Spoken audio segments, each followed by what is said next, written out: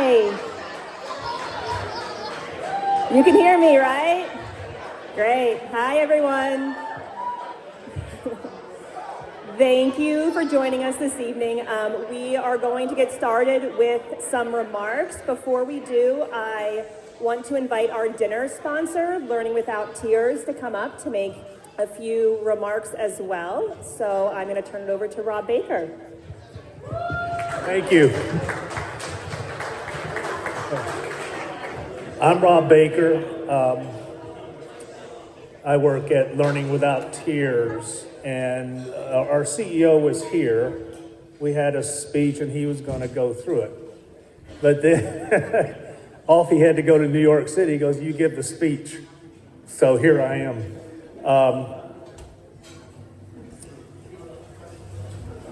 I think this is an amazing organization, amazing people, amazing support, and I'm happy to, with Learning Without Tears, be a sponsor of this event. So I certainly didn't buy enough mulligans. And it's like, oh, I get two, two per hole? That's fine. At Learning Without Tears, we're all about helping children, young children that struggle with reading and writing and keyboarding. And we help build the skills they need to be successful, not just in school, but in life. And we also know that learning and growing doesn't just happen in isolation. It happens in the context of love, support, and community. That's why we're here tonight, because we believe in the power of community, and we believe in the incredible work this foundation is doing. On a personal note,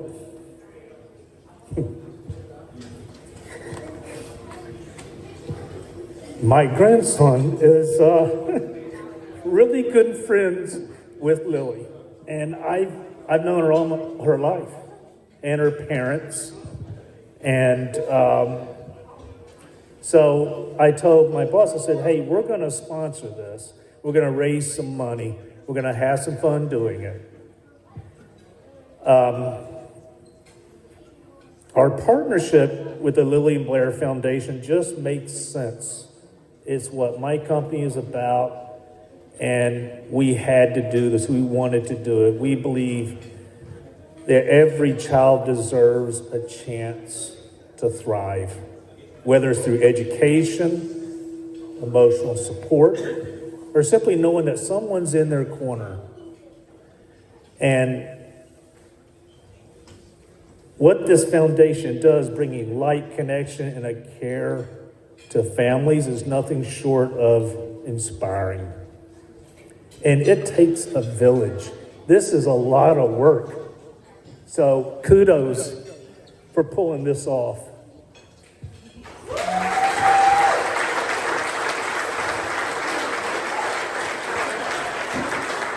This is a lot of work. I couldn't do it, but I take my hat off. I'm gonna cut it short.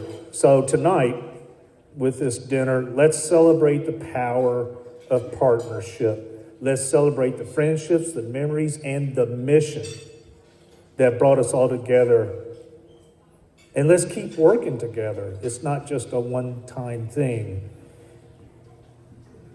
So, thank you again to the Lilly and Blair Foundation, specifically Katie, Mike, Steph, and Chris, who I just met today.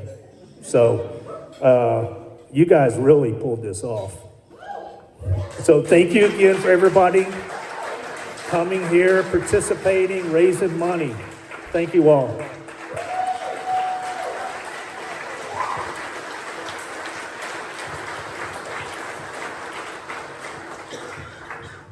All right, thank you. Thank you again.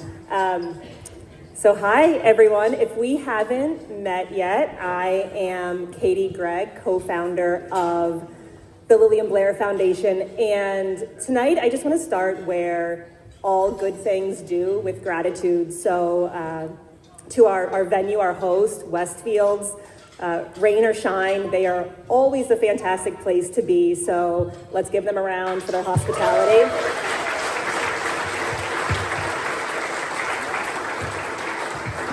And to all of our sponsors up here on the screen, you all are really supporting more than just a golf tournament. You are fueling life-changing research. And I do want to give a special thank you to the gold sponsors of this year's tournament. So we have Arco Design Build, who I think is here somewhere. They are one of the nation's leading design build firms. They have been a year-round supporter of our mission for quite some time now. So thank you for your support. We have Deloitte, who is also here somewhere. They are a global leader in consulting and professional services. They are a new partner in our fight to cure SPG4, so we're happy to have them on board.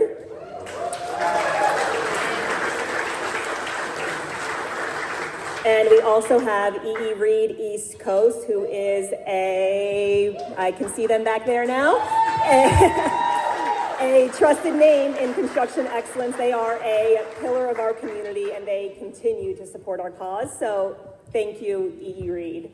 Many of these sponsors are obviously here tonight, so if you haven't had a chance, please take a moment, say hi, say thank you for their generosity. And to all of you, whether you're joining us for year 3 or for the first time, thank you for showing up. I think, when a family like ours is faced with this sort of unimaginable diagnosis, the most important thing is to have people just show up, and you all keep doing that, and you're showing our kids and our researchers that this fight matters. So I know most of you here already know our story. So 2 nano-rare, devastating diagnoses received by 2 families living a mile apart when there were only 14 known cases in the world. That coincidence brought our families together and sort of sparked this movement. And de novo SPG4 is rare. It's relentless. For our kids, it doesn't wait. It progresses quickly, often before age 10, and it can take so much. Mobility, speech, basic functions, cognition. So you know this story, and you also know the urgency behind it. We absolutely are in a race against time, and there really isn't a playbook. So we're building one, and fortunately, we aren't doing it alone. We have a remarkable team.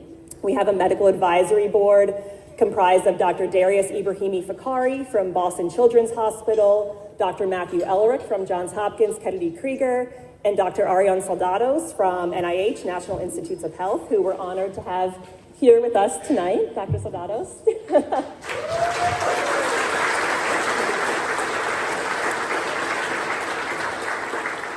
And we also have a pretty remarkable and dedicated board, including Jay Coonan and Scott Chilson, who are both here as well.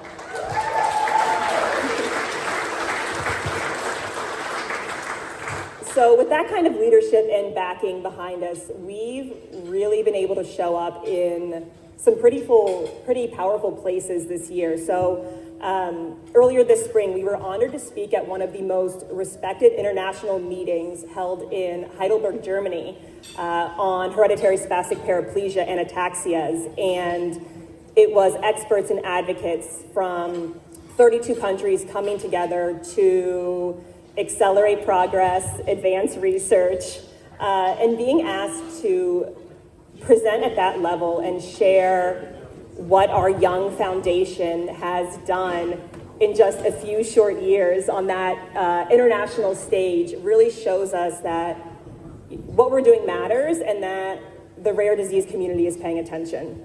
We joined a rare disease boot camp designed to help advocacy groups like ours navigate the path to treatment from research to regulation to biotech. And we were actually made aware of that boot camp by a gentleman named Terry Piravalakis, who helped fund and deliver a gene therapy for SPG50 for his son. And I think Chris will talk a little bit about him later on. We've led family programming at the largest national conference for hereditary spastic paraplegia. We created a space for connection and sharing and support. And that was kind of a full circle moment for us. Is that something that we so desperately wanted when we first started this journey? So we were happy to provide that for other families.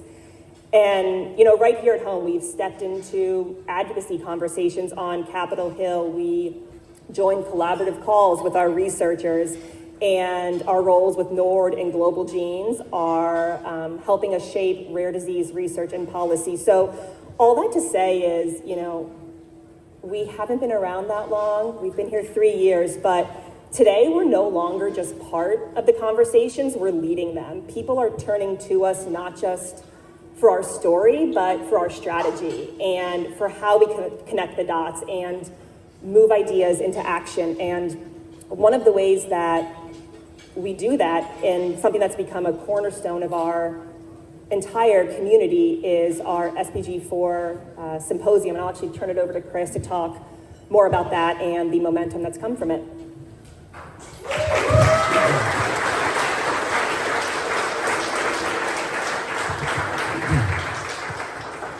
Thanks, Katie. Before I start that, there's a few people I want to thank also. It does take a lot of work to put this on, and we've had a tremendous, incredible support from our close family. My mom, beginning in January, is out there helping us look for sponsors. I know Katie's mom has been tremendous in being able to support, Mike's parents also, and we've had a lot of close friends. So it really takes a lot for our planning to really get all this sponsorship and get this momentum. So I just want to give them, and also all of our volunteers that are here working out on the different holes and checking you in. These are all people who are here to support this. So let's just give them a big round of applause.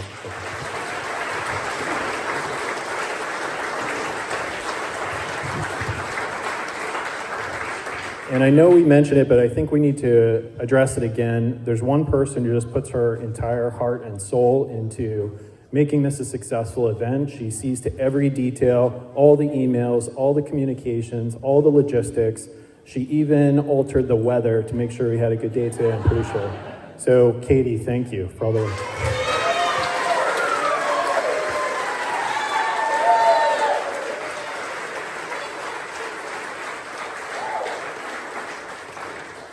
All right, so to accomplish our mission of being able to find a treatment or a cure for our kids, we have to start with engaging the medical community. And I remember when we first received our diagnosis, it was about several weeks after that, we got a call from NIH. And we were just thrilled to be asked to come to NIH and actually be evaluated by the doctors there. Obviously, the most renowned medical institution in the entire world. We showed up there, and the first person to greet us was Dr. Soldados. And we finally found like we had found a home, because having a rare disease is an incredibly lonely situation. You also don't find doctors who understand what the diagnosis is. There isn't established communities. And so when we got to NIH, Dr. Soldados helped us navigate through that, and I used her as a person to call upon to find out more about the disease and the progression. And she took it upon herself to help us set up our very first inaugural scientific symposium, even before we had set this foundation up. This was during a brief stint of a resurgence in COVID, so it was entirely online. She gathered together doctors from across the globe, including several doctors from NIH, and we had a 2-day session where all the doctors came together to share what they knew about our disease.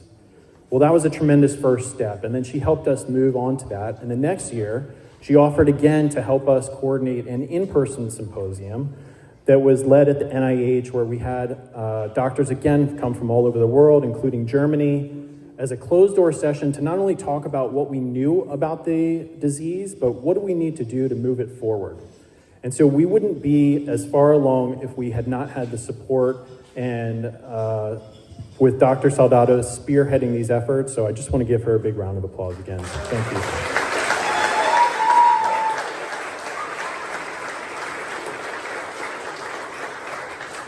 So after our 2 symposiums, we knew there was something missing. We had engaged all the doctors, we had the medical community, but we didn't have the patients. So for this last year in December, we decided to work with our medical advisor, Dr. Darius Ibrahimi Fikari at Boston Children's, and he helped us host the 3rd annual symposium. And you can see here we had 15 families come to show up. And now, the agenda changed because it wasn't just all about medicine. We had one day that was focused on the research, but we had one day that was focused on the patients. And these were families from all across the country who didn't have a community and were there to find out and get answers. And so the doctors taught them about what is gene therapy, what is gene therapy 101, what are they working on, and how do we progress this forward. But it wasn't only for that aspect of it, it was also for the kids to get together. As I mentioned, having a rare disease is incredibly lonely. So to see these children find another child who's in a wheelchair, who has the exact same disease that they do, who is losing their capability of walking or talking, it was such an immediate bond between them. And you know, they didn't talk about the challenges they had. They do what kids do. They got together, they laughed, but they became friends, and now they have a community to reach out to. But it wasn't just the kids, it was also the parents. These were parents that came here looking for answers. You know, they wanted comfort in understanding, how do I cope with the situation that my child's losing their ability to walk or talk? They discussed, how do we navigate insurance and therapies, and what kind of equipment do we need? How do we modify our home if our child's going to live with us for the rest of our lives to be able to accommodate them? They were also there to find emotional support in an unknown future. And most importantly, they were there to find hope. And we were happy to be that outlet for them.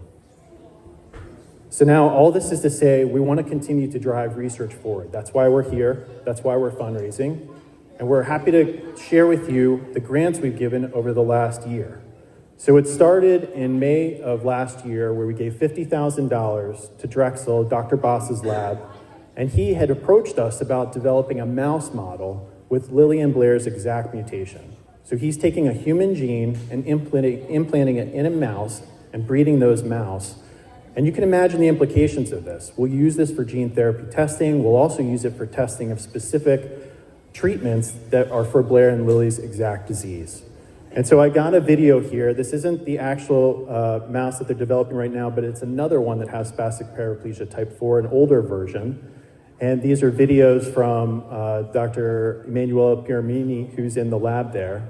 Looks like maybe the videos aren't playing, but there's a healthy mouse on the right. You can see this diseased mouse on the right that's kind of clutching and has a hard time walking across. If you were to see this, you would see how much it struggles. I don't think there's anything to be surprised with there. But this shows the kind of research and science that they're progressing with, so we know there's progress.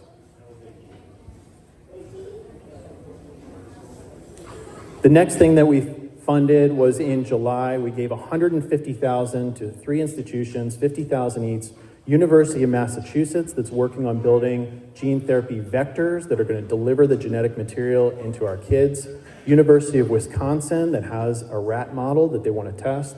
And Boston Children's, that's working on a natural history study, which will be required for us to go and apply to the FDA for a treatment. And so we funded the first 3 of 7 scientific aims that they've outlined and given as part of a project plan.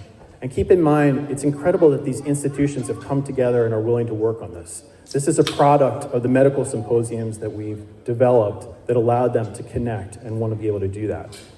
But we're actually not in this alone.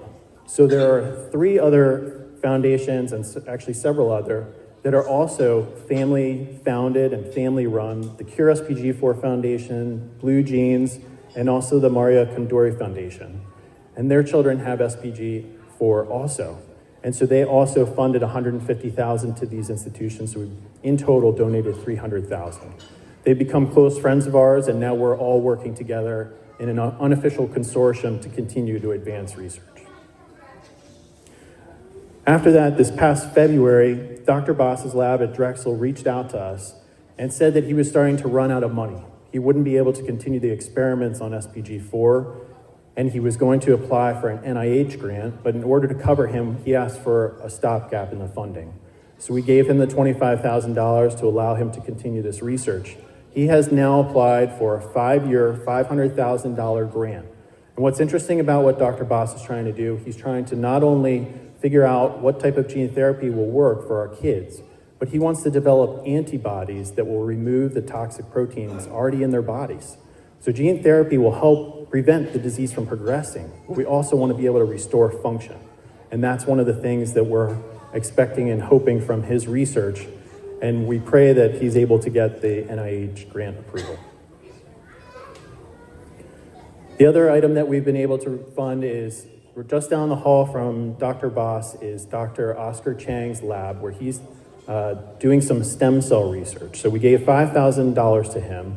And what he's actually doing is taking skin samples. So when Blair and Lilly went to NIH, they did a procedure, it's called a fibroblast. It's not a very pleasant procedure, but they take skin cells, and the kids have the scars to prove it. They'll show you if you ask them. And what he's done is taken these fibroblasts from the children, actually transitioned that into stem cells, and then from there is creating little mini bundles of neurons or organoids. And so what he's using here is these little bundles, which you can see in this bioreactor, to actually be able to test some of the gene therapy and potentially small molecule drugs. So this is all very incredibly exciting.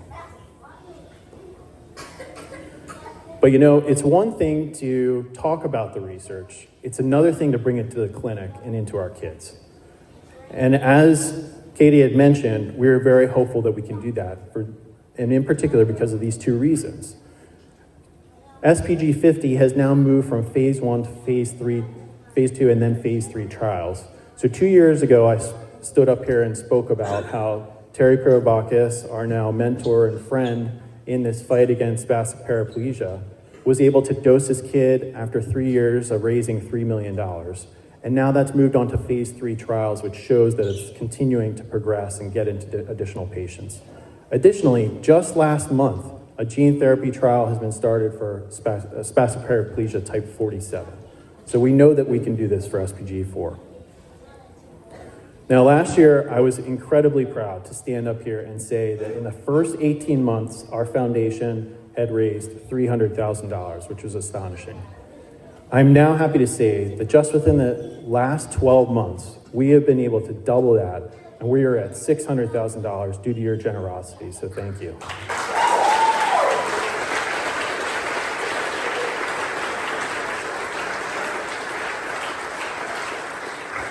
This was a function of a number of events. This golf tournament is our biggest fundraiser, so thank you for participating. Thanks for all of those who participated last year, and we hope we see you all next year also. Last year we raised $80,000, and I think we're on track to exceed that here tonight. So continue to get in your silent auction bids and also your matching donations from our families.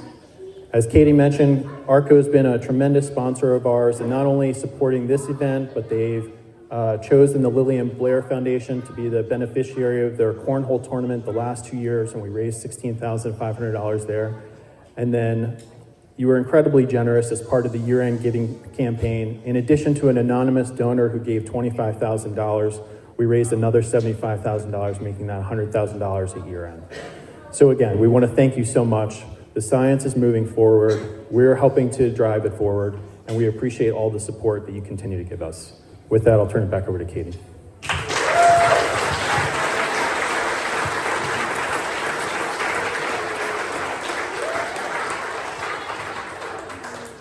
So when we started this journey, it was just 2 little girls, 2 families, and 1 big unknown. But tonight, I want you to look at this slide and look at these faces and the community we've built. And these are the kids that we're fighting for. We're not just here for our girls anymore. We're here for Nina and Rowan and Jack and Sam and so many others. It means the world to us that the Lilly and Blair Foundation has become the place that families turn to, not just for answers, but for impact. Today we have fundraising teams across the country, families driving local efforts, parents powering the $25,000 donation match you've heard so much about this week and tonight. We're actually honored to have some of those families here with us. The Malik family is here for the 3rd year in a row. They have been so generous.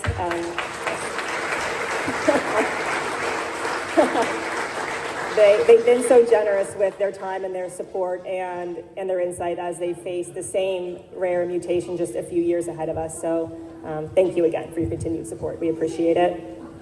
We also have the Finney family here for the third year in a row, representing their daughter, Nicole. It's always wonderful to see you guys have your support. So thank you again for continuing to be here. And I especially want to recognize Liz and Ryan Majeski, parents of Mighty Max.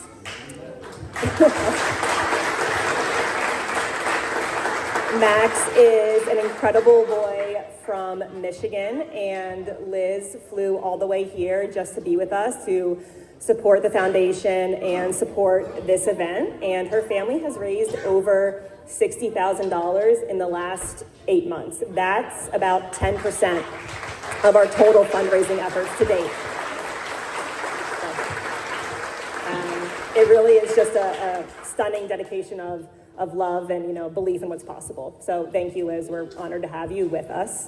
And, that's why we're always looking for ways to make it fun and easy and engaging to bring more families and community into supporting our mission. So with that, we do have 2 upcoming ways for you to keep showing up and to have a little fun while doing it.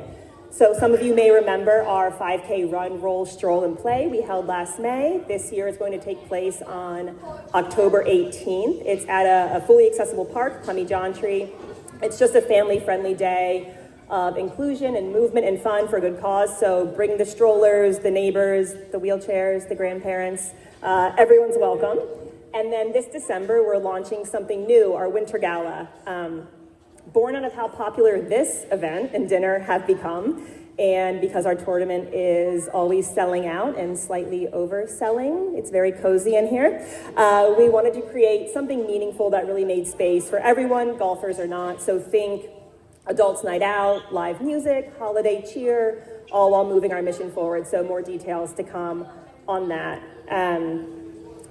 These events are really just how we keep momentum going. And this isn't just a moment to admire how far we've come, but rather it's really a moment to protect what comes next. I think at a time when federal research budgets are tightening and rare disease funding stretched so thin, our support isn't just helpful, it's essential.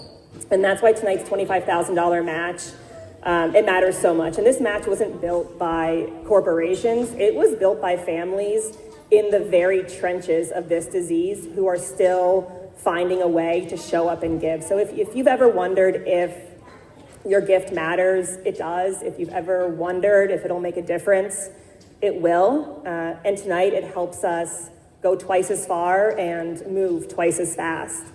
And Lilly and Blair and Max and Matthew and Nicole and a lot of other kids whose names you may not know, their futures depend on what we do next. They still have birthdays to celebrate, and they have classrooms to thrive in and voices to keep and dreams to chase, and they deserve a future that's defined by hope and not a diagnosis. And I know our story can be heavy, right? But it's also filled with so many small victories and so many quiet moments that I think most people would overlook. And I would give anything to keep those, to just freeze time and to hold on to what is still here. So if you take one thing with you tonight, please let it be this, that we're not here because of what our kids have lost. We're really here because of what they still have, and that's a future worth fighting for. So thank you so, so much, truly, for being here, for your support, for continuing to show up on our behalf. We really appreciate it, and enjoy the rest of your evening. Thank you.